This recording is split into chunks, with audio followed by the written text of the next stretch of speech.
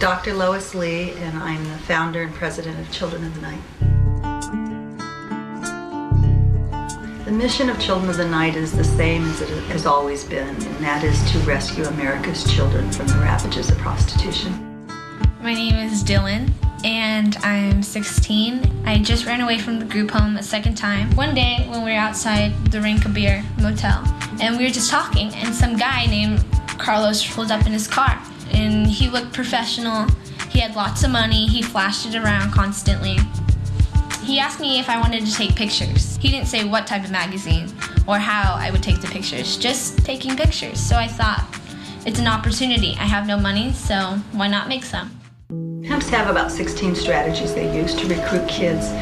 The first thing they do is a deep quiz where they ask them, how come you're not wearing decent clothes? How come you're dressed like that? How come why your hair's not done? And they try and find out what it is they care about and who they are. They're looking for lonely, alienated kids. I felt as the tiniest person in the world could ever feel. I had no self-esteem. I felt, I was depressed. I felt like I was nothing and I was nobody. At that point, I didn't even have emotions. Nothing ran through me. I didn't care anymore. If you transport a child under the age of 14 from state to state for purposes of prostitution, you can do life in prison. And that first life sentence came down last year to Carlos Curtis in Washington, D.C., enforced by the Department of Justice at the same time that Hollywood was celebrating the song, It's Hard on a Pimp Out Here.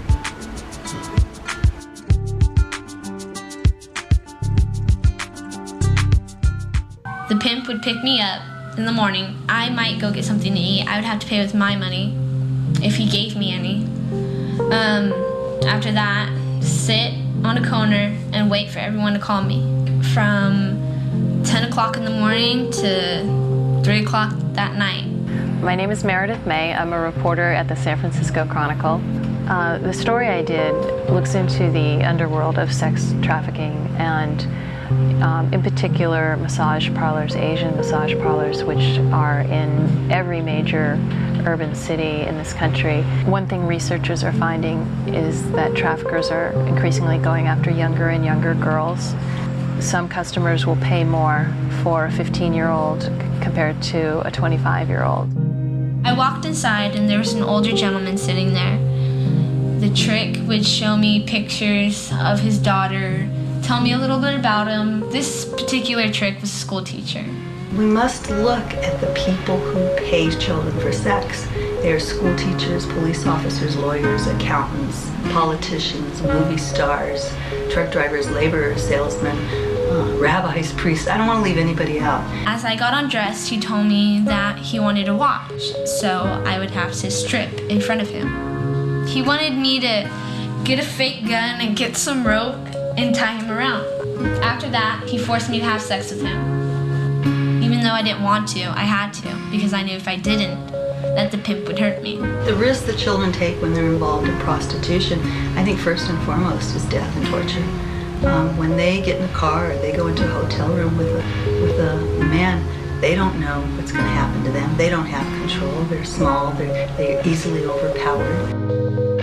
I was being used. I'd rather be hit and abused, because bruises can fade. But the pain I felt inside with being used and being prostituted and selling my body for sex, that pain could never go away.